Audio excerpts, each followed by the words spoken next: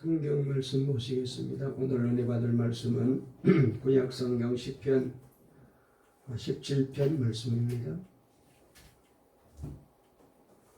구약 성경 제가 있는 성경책으로 812쪽에 있는 말씀 시편 17편 1절 말씀부터 15절까지 우리 함께 말씀을 읽도록 하시겠습니다. 구약 성경 812페이지에 있는 말씀 시편 17편입니다. 우리 다 같이 말씀을 1절부터 15절까지 함께 읽겠습니다. 우리 영상으로 들어오셔서 예배드린 분도 같이 읽겠습니다. 시작. 여호와여 의의 호소를 들으소서. 나의 울부짖음에 주의하소서. 거짓되지 아니한 입술에서 나오는 나의 기도에 귀를 기울이소서. 주께서 나를 판단하시며 주의 눈으로 공평함을 살피소서. 주께서 내 마음을 시험하시고 밤에 내게 오시어서 나를 감찰하셨으나 흠을 찾지 못하셨사오니 내가 결심하고 입으로 범죄하지 아니하리이다.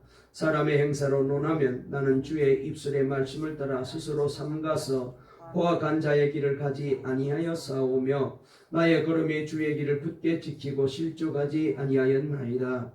하나님이여 내게 응답하시겠으므로 내가 불렀사오니 내게 귀를 기울여 내 말을 들으소서. 주께 비하는 자들을 그 일어나 치는 자들에게서 오른손으로 구원하시는 주여 주의 기이한 사랑을 나타내소서. 나를 눈동자같이 지키시고 주의 날개 그늘 아래 감추사 내 앞에서 나를 압제하는 악인들과 나의 목숨을 노리는 원수들에게서 벗어나게 하소서. 그들의 마음은 기름에 잠겼으며 그들의 입은 교만하게 말하나이다. 이제 우리가 걸어가는 것을 그들이 애워싸서 노려보고 땅에 넘어뜨리려 하나이다. 그는 그 움킨 것을 찢으려 하는 사자 같으며 은밀한 곳에 엎드린 젊은 사자 같으니이다. 여호와여 일어나 나를 대항하여 넘어뜨리시고 주의 칼로 악인에게서 나의 영혼을 구원하소서. 여호와여 이 세상에 살아있는 동안 그들의 분깃을 받은 사람들에게서 주의 손으로 나를 구하소서. 그들은 주의 제물로 배를 채우고 자녀로 만족하고 그들의 남은 산업을 그들의 어린 아이들에게 물려주는 자니이다. 나는 의로운 중에 주의 얼굴을 배우리니 깰 때에 주의 형상으로 만족하리이다. 아멘. 할렐루야. 오늘 이 시간에도 하나님께서 우리에게 은혜 주시고 또 말씀으로 힘을 얻게 하실 줄 믿습니다. 우리 앞뒤 좌우에 있는 분과 한번 인사 나누실까요? 오늘 또 말씀으로 은혜 받으세요. 주님이 우리를 사랑하십니다. 영원히 살아나는 복된 시간 되세요. 할렐루야. 오늘 설교 제목 한번 따라해 보실까요? 죄 짓지 않고 사는 사람들. 다시 한번 죄 짓지 않고 사는 사람들. 오늘 이 제목으로 말씀을 전할 때에 하나님이 우리에게 말씀으로 힘을 얻게 하실 줄 믿습니다. 여러분, 사람이 죄 짓지 않고 살 수 있을까요? 저는 사람이 죄 짓지 않고 살 수 있을까 늘 생각해 보지만 안 될 것이라고 늘 그렇게 결론을 지었습니다. 이 일은 저 자신부터 안 되었기 때문에 이런 생각을 갖게 되었습니다. 육신의 유혹을 도무지 이길 수가 없더라고요. 그러니 어쩔 수 없이 죄짓고 회개하고 또 죄짓고 회개하고 목사이지만 이렇게 못난이처럼 살다가 죽을 것이라고 그렇게 늘 생각하면서 하나님 앞에 안타까운 마음으로 회개하고 또 회개하고 그렇게 늘 기도하며 살아왔습니다. 우리가 언젠가 하나님 앞에 서야 되는데 그때 정말 어떻게 서야 될까? 죄송한 마음, 부끄러운 마음, 그런 마음이 늘 마음속에 가득 짐으로 나를 누르고 있었기 때문에 그래서 목사이지만 더 힘들게 하루하루를 살게 되었습니다. 그러나 요즘은 정말 좀 달라졌어요. 죄 짓지 않고 살 수 있구나 그런 생각을 할 수 있게 되었습니다. 이런 마음을 갖게 된 것이 바로 오늘 성경 말씀에도 저의 생각을 옳다고 확신시켜주고 있는 그런 말씀이 오늘 20편 17편 말씀입니다. 오늘 읽은 말씀 가운데서 1절부터 5절을 제가 한번 다시 읽어드리겠는데요. 제가 새 번역으로 쉬운 말로 된 성경을 여러분들에게 1절부터 5절까지 한번 읽어드리게 되면은 여러분들이 훨씬 이 말씀을 잘 이해하시고 제 말에 공감하시리라고 생각됩니다. 제가 읽어볼게요. 주님, 나의 진실을 변호하여 주십시오. 이 부르짖는 소리를 들어주십시오. 거짓 없이 드리는 나의 기도에 귀를 기울여 주십시오. 주님, 친히 너는 죄가 없다고 판결해 주십시오. 주님의 눈으로 공평하게 살펴보아 주십시오. 주님께서는 나의 마음을 시험하여 보시고 밤새도록 신문하시며 샅샅이 캐어보셨지만 내 잘못을 찾지 못하셨습니다. 내 입에서 무슨 잘못을 발견하셨습니까? 남들이 어떠했든지 나만은 주님께서 하신 말씀을 따랐기에 약탈하는 무리의 길로 가지 않았습니다. 내 발걸음이 주님의 발자취만을 따랐기에 그 길에서 벗어난 일이 없었습니다. 이런 말씀이 바로 오늘 1절부터 5절까지의 말씀의 내용입니다. 여러분, 오늘 정말로 이런 고백을 할 수 있는 이 다윗을 제가 바라보면서 야, 정말로 다윗은 참 행복한 사람이로구나 라는 생각을 하게 되었습니다. 여러분, 아마 여러분들도 제가 가지고 있었던 생각처럼 세상에 죄 안 지고 사는 사람 누가 있어? 아무리 예수를 믿고 구원받아도, 아무리 예수를 오래 믿었을지라도, 목사님이고 장로님이고 권사님이고 집사님이고 그런 사람일지라도 죄짓지 않는 사람이 세상에 어디 있어? 다 죄짓지. 그러면서 죄짓지 않고 살 수 있다라는 제 말을 들으시고 어떤 분들은 좀 거부스럽게 생각하시는 분도 있으리라고 생각이 됩니다. 여러분, 그렇습니다. 모든 사람이 다 죄를 짓는 것처럼 보이지만 그러나 오늘 성경 말씀에 보게 되면 참 그리스도인은 죄를 짓지 않고 사는 자라고 오늘 성경은 확실하게 우리에게 말씀해 주고 계십니다. 여러분, 우리가 예수를 믿고 난 다음에 우리 마음속에는 제일 첫 번째 생각이 뭐예요? 죄 지으면 안 되는구나. 그런 생각이잖아요.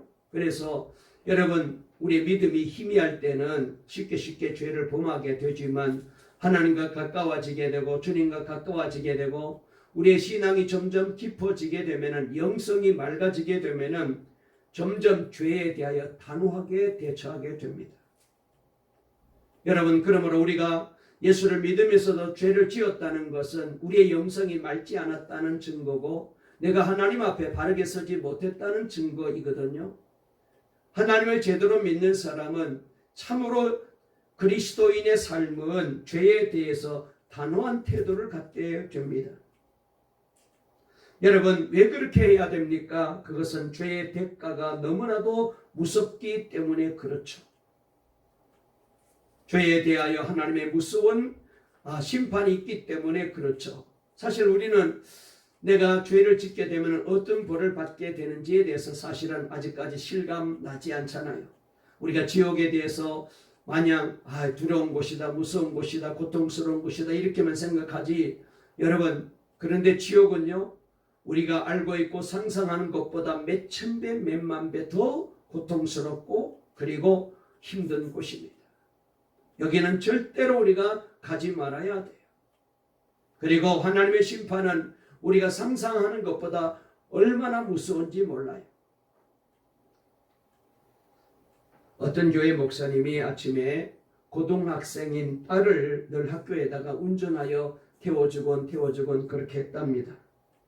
그런데 어느 날 딸이 아빠의 차를 타고 가면서 좀 어두운 표정으로 이런 말을 하는 거예요. 아빠, 어떤 사람이 천국에 갔더니 제일 좋은 곳에는 누가 있나 보았더니 거기에 있는 사람들은 어려운 나라에서 가서 복음을 전하던 선교사님이 거기 계시더래요. 그 다음에는 어려운 개척교회를 섬기던 목사님이 좋은 곳에 계셨고요. 그래서 천국은 이런 분들이 오시는구나 생각하고 이번에 지옥에 갔는데 제일 첫 번째 층에 누가 있나 보았더니 큰 교회에 담임하던 유명한 목사님들이 거기 있더라는 거예요. 그런 말을 했다는 거예요. 순간 어색한 침묵이 흘렀답니다. 목사님도 딸도 그러다가 분위기가 어색해인지 딸이 다시 한마디 이렇게 합니다. 그런데 지옥 제일 밑바닥은 아니래요. 그러대요.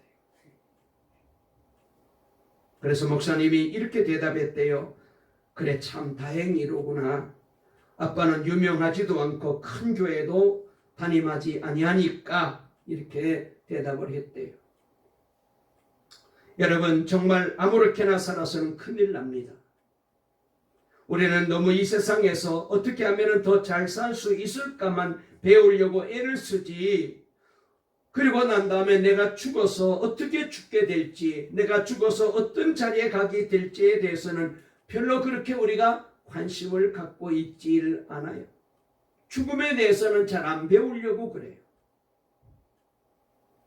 여러분, 이 세상을 살아가는 사람들의 모습은 모두 비슷비슷한 것 같지만, 그러나 그 안을 들여다보면 각자 다른 것을 보게 됩니다.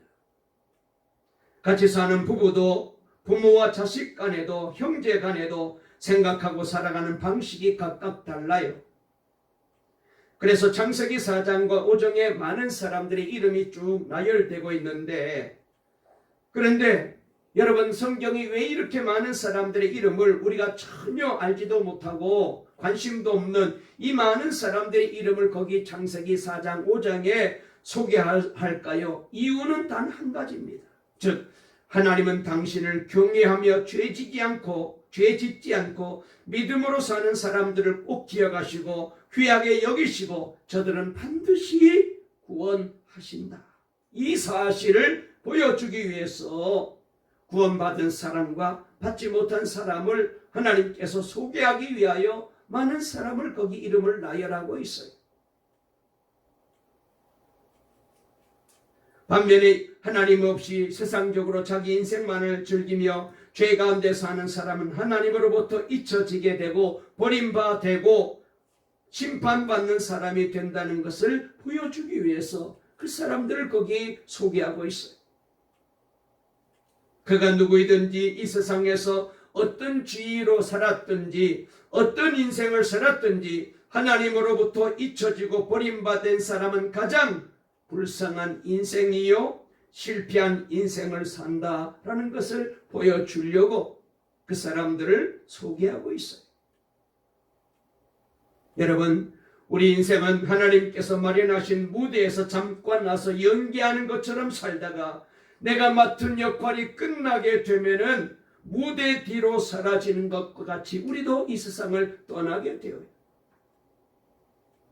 그래서 시편 기자는 시편 104편 28절 29절에 이렇게 말했습니다.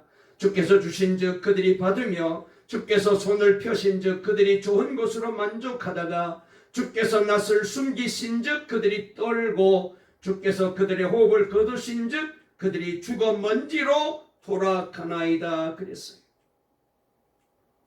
여러분, 참으로 하나님을 떠난 인생은 옛날이나 지금이나 시대나 환경만 다를 뿐이지 똑같아요. 수천 년 전의 사람이나 과학이 발달하고 의술이 발달하고 세상적인 지식이 많이 좋아진 지금이나 죄 지은 인간의 내면의 세계는 옛날이나 지금이나 똑같아요. 죄 지는 데는 더욱 빨라졌고 창조주가 되시고 구원자이신 하나님을 찾고자 하는 이 믿음의 마음은 점점 굳어져 가고 사람들의 마음에서 점점 이 하나님을 찾는 마음이 멀어져 가고 있다는 이 안타까운 사실입니다. 창세기 4장과 5장에 등장하는 사람 중에 제가 세 사람을 주목해서 여러분들에게 잠깐 먼저 소개하려고 합니다. 이 세 사람은 가인과 라멕과 에노스 사람입니다. 왜 이 세 사람을 제가 주목해서 여러분들에게 말씀을 드리려고 하느냐 하면은 이 세 사람은 오늘을 사는 모든 사람들의 삶을 대변하는 그런 사람들이기 때문에 그래요. 들어보세요. 먼저 가인의 인생입니다. 한마디로 가인은 하나님을 믿지만 제대로 믿지 않고 형식적으로 믿는 그런 사람 모형입니다. 예수를 믿고 교회는 다니는데 적당히 예수 믿는 거예요. 가인은 동생 아벨을 죽인 후 하나님으로부터 떠나 요리 방황하는 신세가 됩니다.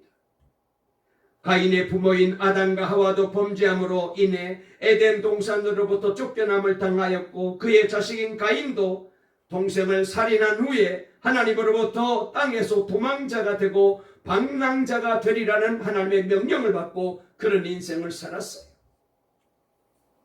가인은 비참한 인생으로 전락했습니다. 창세기 4장 12절에 보니까 네가 밭을 갈아도 땅이 다시는 그 효력을 내게 주지 아니할 것이요 너는 땅에서 피하며 유리하는 자가 되리라고 말씀하셨습니다. 그리고 4장 16절을 보면은 가인이 여호와 앞을 떠나서 에덴 동쪽 놋 땅에 거주하더니라고 말했습니다. 이 놋 땅은 방랑과 저주를 의미하는 땅입니다. 가인의 인생은 방랑자 인생, 정처 없는 삶을 살아가는 그런 인생입니다. 그래서 가인은 삶의 목적이 없는 거예요.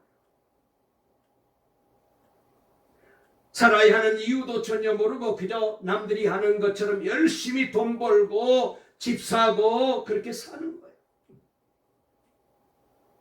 세상에서 열심히 부지런히 살지만 그러나 그 내면에는 방황합니다. 에덴은 부유함과 풍성함과 기쁨을 상징하는 곳이라면 롯 땅은 방랑과 방황을 상징해요. 하나님은 사람을 창조하시고 에덴이라는 부유함과 풍성함과 만족함과 행복과 기쁨이 있는 것을 주셨지만은 죄는 인간이 이러한 하나님의 복을 떠나게 만들었습니다. 가인은 하나님을 믿는다고 하지만 경외하는 믿음이 없는 사람을 대표해요. 그는 하나님을 알았고 하나님을 예배하는 자였지만 그러나 그의 속 중심에는 하나님을 경외함이 없었어요. 그래서 하나님은 그가 드리는 헌물을 거부하셨던 거죠. 그도 나름대로 하나님을 섬기려고 했습니다. 그러나 그의 믿음은 형식적이었습니다. 의례적이었습니다. 하나님 관심보다는 자기 중심적이었어요.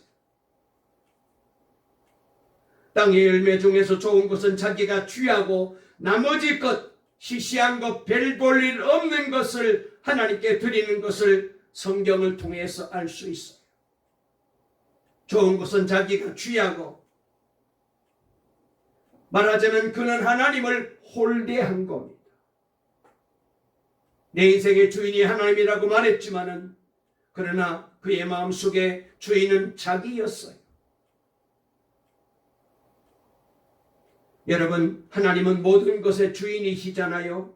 하나님은 피조물로부터 홀대 받으실 분이 아니잖아요. 그래서 신명기 6장 5절 6절에 일명 쉐마라고 말하는 말씀을 통하여 너는 마음을 다하고 뜻을 다하고 힘을 다하여 내 하나님 여호와를 사랑하라. 오늘 내가 내게 명하는 이 말씀을 꼭 마음판에 새기고 그렇게 하나님을 사랑하라고. 그런데 가인은 그렇게 살지를 못했습니다. 반면에 동생 아벨은 달랐어요. 자기 양떼 중에서 태어난 첫 새끼들과 기름을 드렸습니다. 첫 새끼 얼마나 소중하고 기억에 남습니까? 아벨은 하나님을 귀하게 여겼습니다. 경외함이 있었고 사랑함이 있었습니다. 자기의 가장 소중한 첫 것을 드림으로 하나님을 예배했습니다. 여러분, 오늘 이 말씀을 준비하면서 저의 마음속에 이런 마음이 들었습니다. 말씀을 전하는 저도 그리고 예배를 드리는 우리 모든 성도님들도 가장 소중한 것을 주님께 드리는 이 아벨 같은 믿음의 사람이 되시기를 주의 이름으로 축원합니다. 아멘. 그래야 그 사람이 하나님이 지켜주시고 복을 주시고. 아멘. 오늘날에도 사람들은 열심히 자신의 성을 쌓고 있습니다. 저들의 모든 희망과 소망은 땅에 있습니다. 돈으로 자신의 경관성을 쌓고 지식으로 성을 쌓고 건강의 성을 쌓고 권력으로 인간관계로 성을 쌓습니다. 그의 삶에서 하나님은 우선순위에서 몇 번째인지도 보이지도 않아요. 말로는 하나님이 제일이라고 내 우선순위라고 했지만 삶을 보면은 다 알잖아요. 우리 교인 중에는 이런 분이 없었으면 좋겠습니다. 아멘. 가인같이 모든 것의 기준이 자기 중심적이고 세상적이지 않았으면 좋겠습니다. 왜냐하면 가인같이 자신의 삶을 자신만을 위한 인생은 하나님께로부터 버림받은 존재거든요. 교회는 다니고 있지만 그럴듯하게 예수를 믿는 것 같지만 아닙니다. 의미 없는 인생, 실패한 인생이에요. 그래서 성경 요한일서 3장 12절에 보면은 가인같이 하지 말아라. 그는 악한 자에게 속하여 그 아우를 죽였으니 어떤 이유로 죽였느냐? 자기의 행위로 악하고 그의 아우의 행위로는 의로움이니라 그랬습니다. 하나님은 가인과 같이 되지 말라고 경고하고 계셔요. 가인은 하나님을 믿는다고 하지만 불순종하며 자기만을 위해 사는 사람들. 여러분, 한국 교회 교인들 중에 이런 사람들이 얼마나 많을까요? 혹시 우리 교인들 중에 이런 분이 계십니까? 큰일 납니다. 두 번째로 라멕 같은 인생을 사는 사람입니다. 라멕은 가인의 5대 손입니다. 라멕은 처음부터 하나님 없이 산 인생을 대표합니다. 라멕은 창세기 4장 19절을 보면은 두 아내를 취하게 되는데 이것은 하나님께서 세우신 결혼 제도를 무시한 거예요. 내 방식대로 사는 자이죠. 하나님은 사람을 창조하시고 가정을 만드실 때 한 남편과 한 아내를 통해 가정을 이루게 하셨습니다. 여러 명의 아내가 아닙니다. 라멕은 하나님 없이 자신의 이기적인 목적을 위해 산 사람이죠. 라멕은 세상적인 측면에서 보면 성공적인 삶을 살았다고 사람들은 말할 거예요. 자신의 목적을 이루며 산 사람이었으니까요. 자기가 마음에 드는 여인들을 아내로 삼고 자녀도 잘 되었습니다. 그의 큰아들 야발은 텐트를 만들고 목축을 치는 목자가 되었고, 둘째 아들 유발은 하프와 오르간을 만들어서 멋진 음악 소리를 내는 음악가가 되었습니다. 셋째 아들 두발가인은 놋과 쇠로 날카로운 기계를 만들고 가르치는 자였어요. 여러분, 그런데 이 사람은 무신론자예요. 이런 자들이 하나님 경고히 말씀하시기를 전도서 11장 9절에 하나님께서 너를 심판 자리로 데려가실 줄 너는 알아라. 심판 자리로 너를 데려간다는 거예요.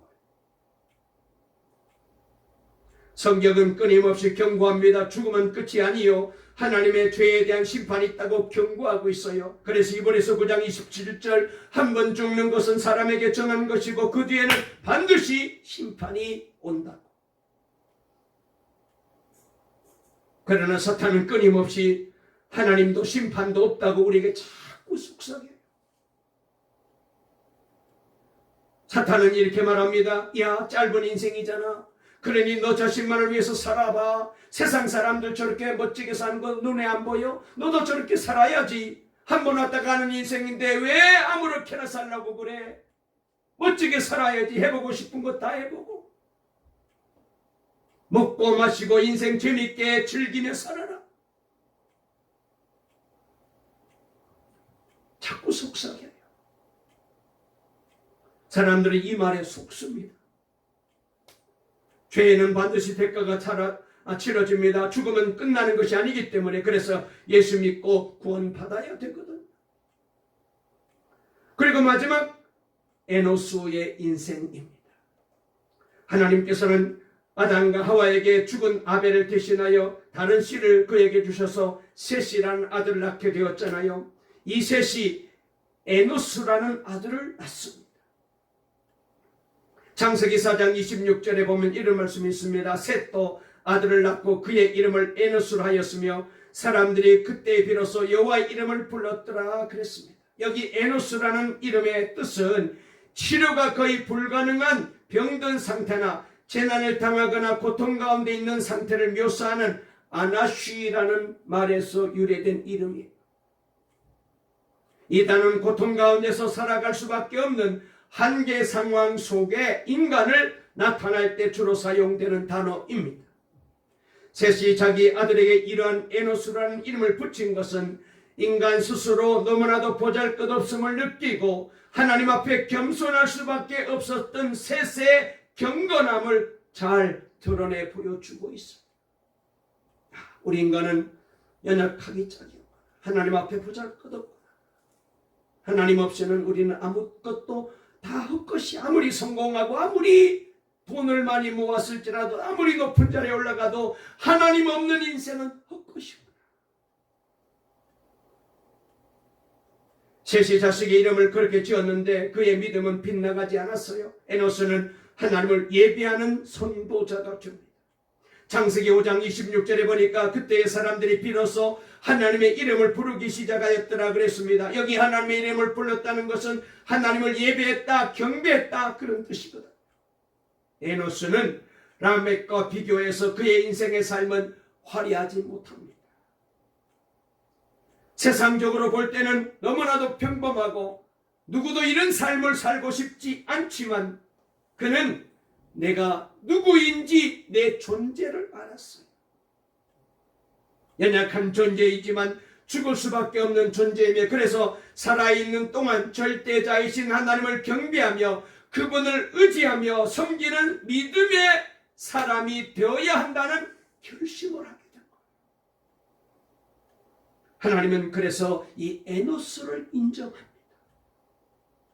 에노스 후손에서 300년 동안 하나님과 동행했던 에녹이 나오고 노아가 그 뒤에 후손으로 나옵니다. 여러분, 사람이 예수 믿고 죄에서 구원받아 하나님을 아버지라고 부를 수 있고 하나님을 예배하며 섬기고 사는 이 에노스 같은 인생, 잠시 나그네 같은 흘러가는 이 땅의 삶이지만 이 영원한 천국의 소망을 가지고 사는 자가 진정한 성공자이고 축복받은 자이죠.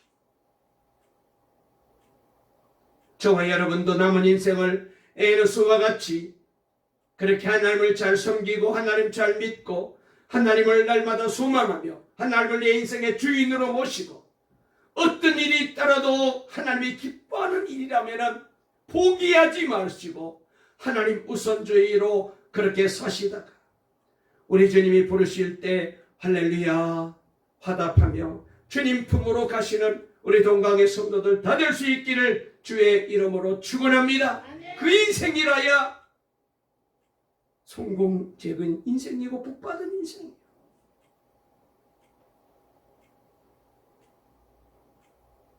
여러분, 우리 동강교회 성도 여러분, 코로나 때문에 그동안 우리가 좀 쉽게 예배를 드리고 집에서도 지금 예배 드리는 분들이 많이 계시는데 이해를 합니다. 이제부터 마음을 조금 가다듬으셔야 돼요.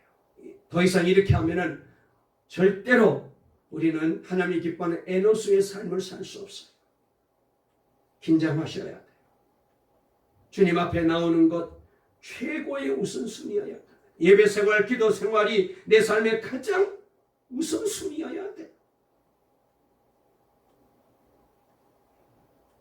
다윗은 아무렇지도 않게 죄 짓는 사람들에 대하여 17장 9절부터 14절까지 여러 가지 말씀을 하고 있는데 그 중에 10절에 보게 되면 이렇게 말합니다. 그들의 마음은 기름에 잠겼으며 그들의 입은 교만하게 말하나이다. 이 말씀을 제가 현대어로 읽어드릴게요. 그들의 몸뚱이는 기름기가 번들어 흐르고 그들의 입은 오만으로 가득 차 있어.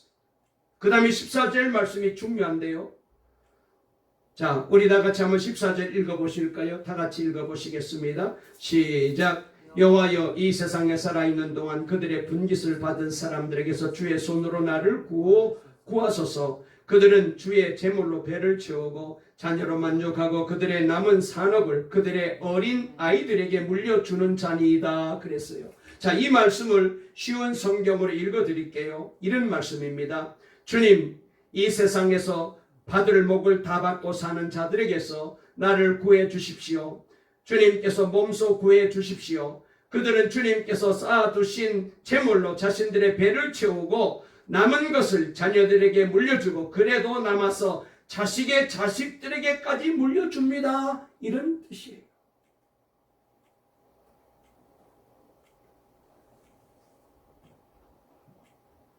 여러분, 이 말씀은 돈이면 제일이고 마음에는 욕심이 가득하고 다른 사람들에 대하여 교만하고 자녀들에게 재산 물려주는 것만이 유일한 목적으로 사는 사람들이라는 거예요. 한마디로 이 세상에서만 잘 살면 된다, 그런 사람들이라는 거예요. 여러분은 인생이 끝나는 순간 하나님 앞에 설 준비가 되어 있습니까? 죄의 대가가 어떤 것인지 알고 나면 죄에 대하여 더 이상 유혹되지 않습니다. 다윗이 죄를 짓지 않는 것은 죄가 더 이상 유혹이 되지 않았기 때문이었습니다. 죄로 인한 비참한 결과를 잘 알고 있었기 때문이었습니다. 그래서 그는 결심하고 죄와 싸우겠다는 거죠. 그래서 내가 결심하고 입으로 범죄하지 아니하리이다. 여러분, 우리는 꼭 생각하기를 죄 지으면은 지옥에 간다, 죽어서 심판받는다, 이렇게 생각을 하는데요. 지옥 가서 벌 받는다, 이렇게 생각하는데요. 아닙니다. 많은 사람들이 심판과 지옥에 대해서 시큰둥하게 반응합니다. 누가 알겠어? 뭐 죽어봐야 알지? 지옥이 있나 심판이 있나 죽어봐야 알지, 이렇게 말합니다. 여러분, 물론 우리가 죄 짓게 되면 하나님 앞에 심판받습니다. 지옥 가게 됩니다. 벌 받습니다. 그러나 여러분, 죄를 범하게 되면은 지옥 가서 받는 벌보다도 더 비참한 벌이 있습니다. 그건 뭐냐면 이 땅에 사는 동안에 하나님과 친밀하게 살아갈 수 없어요. 죄 짓게 되면은 죄는 하나님과 우리 사이를 자꾸 갈라놓아요.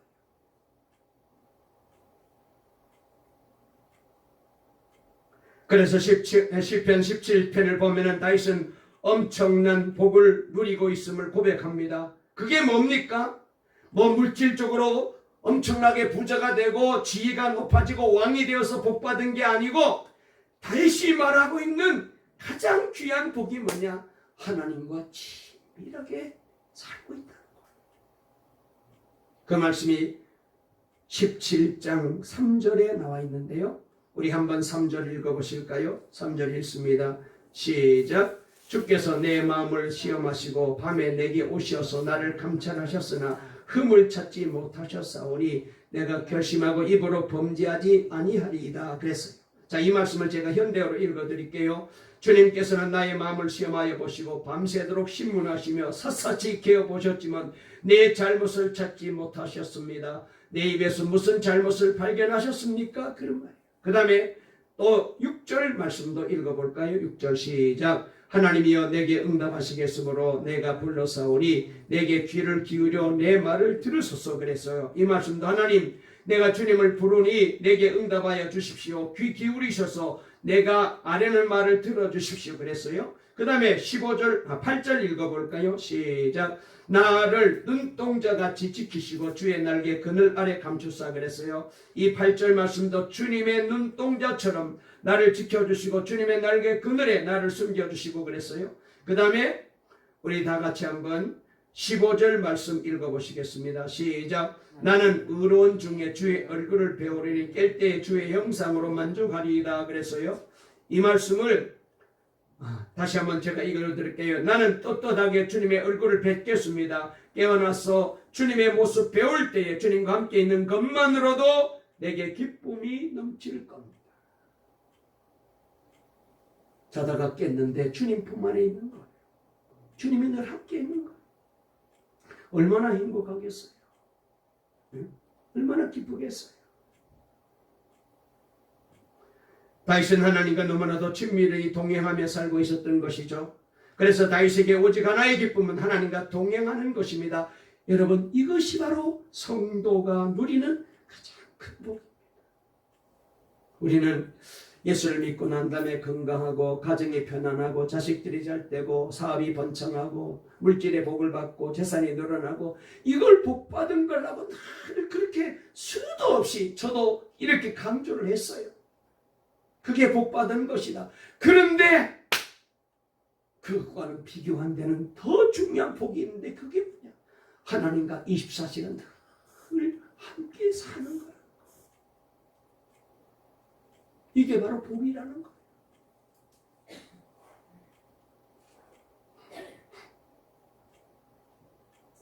여러분, 성경에 나오는 모든 하나님의 사람들은 다 하나님과 동행하는 사람들이었잖아요. 창세기 21장 2절에 보면 아브라함에게 네가 무슨 일을 하든지 하나님이 너와 함께 계시다. 창세기 26장 3절에 보면 이삭에게 내가 너와 함께 있어 너에게 복을 주고, 창세기 31장 3절에 보면 야곱에게 내가 너와 함께 있어 네가 어디로 가든지 너를 지키며 너를 이끌어 이 땅으로 돌아오게 하리라. 그리고 창세기 39장 2절에 보면 요셉에게도 애굽의 노예로 팔려가는 이 요셉에게 여호와께서 요셉과 함께 하심으로 그가 형통하는 자가 되었다. 이 복이 이렇게 귀한 일인데, 아브라함이, 이삭이, 야곱이, 요셉이 이 복을 누리며 살았던 사람이거든. 다윗도 마찬가지. 여호와께서 함께하는 사람, 친밀하게 하나님과 교제하는 사람.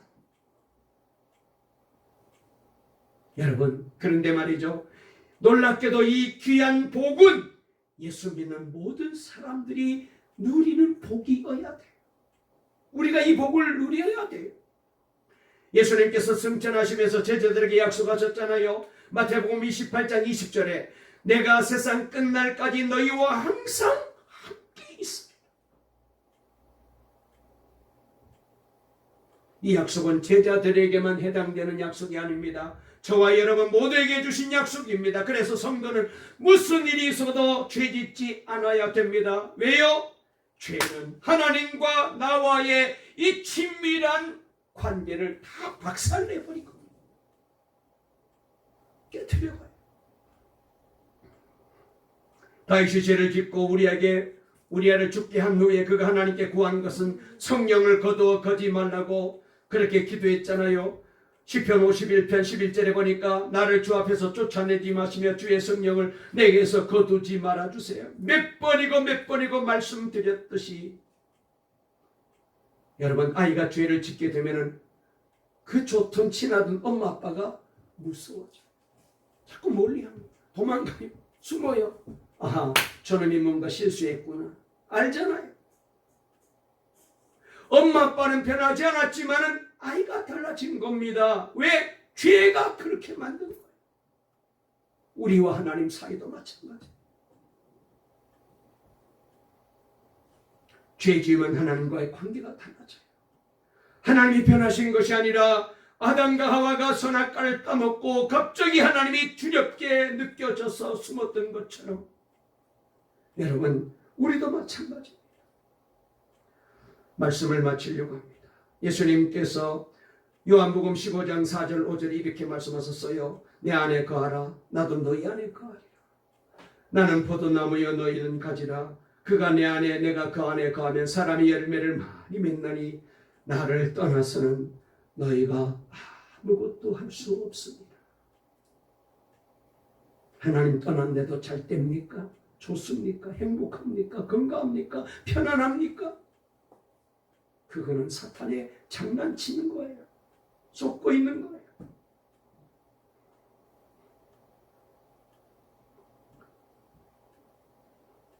요한일서 5장 18절 말씀에 하나님께로부터 난 자는 다 범죄하지 아니하는 줄 우리가 아노라. 하나님께로부터 나신 자가 그를 지키심에 악한 자가 그를 만지지도 못하느니라. 진정으로 참 그리스도인은 죄짓지 않는 자입니다. 24시간 한결같이 예수님만 바라보고 주님과 친밀히 교제하면 죄를 이기게 되고 유혹을 이기게 돼요. 죄짓던 생활이 다 청산되고 그리고 경건한 삶을 살게 됩니다. 오늘 동강의 모든 성도님들 모두가 다 예수님과 친밀함 속에 모든 죄의 유혹을 이기고 죄짓지 않고 살아가는 하나님의 백성, 참 그리스도인들로 살아가는 우리 동강의 모든 성도들 다 될 수 있기를 간절히 주의 이름으로 축원합니다. 축원합니다. 살아계신 하나님 아버지 감사합니다. 오늘 또 복된 날 좋은 날을 주시고 우리를 사랑해 주셔서 주님 앞에 나와 예배하며 이렇게 다시 한번 주님과 친밀하게 교제하며 주님을 내 인생의 삶의 주인으로 모시고 천국 백성으로 살게 해주시니 감사합니다. 그동안 무지몽매하고 어리석고 미련하여서 예수를 믿으면서도 우리도 하나님 아버지 적당히 가인처럼 그렇게 살았습니다. 내가 주인 노릇하며 내가 하고 싶은 대로 살고 내가 가고 싶은 대로 가고 하나님이고 그리고 예수님이고 성령님이고 신앙이고 다 뒤로 팽개치고 양심의 가책을 느끼면서도 그렇게 죄 가운데 살았던 우리들입니다. 이제 주여 죄 짓지 않게 도와주시고 그래서 하나님의 백성으로 친밀하게 하나님과 교제하며 이 땅에 사는 동안에 천국 백성으로 살아가는 우리 동방의 모든 성도님들 다 되게 도와주시옵소서. 예수님의 이름으로 기도 올리옵나이다. 아멘.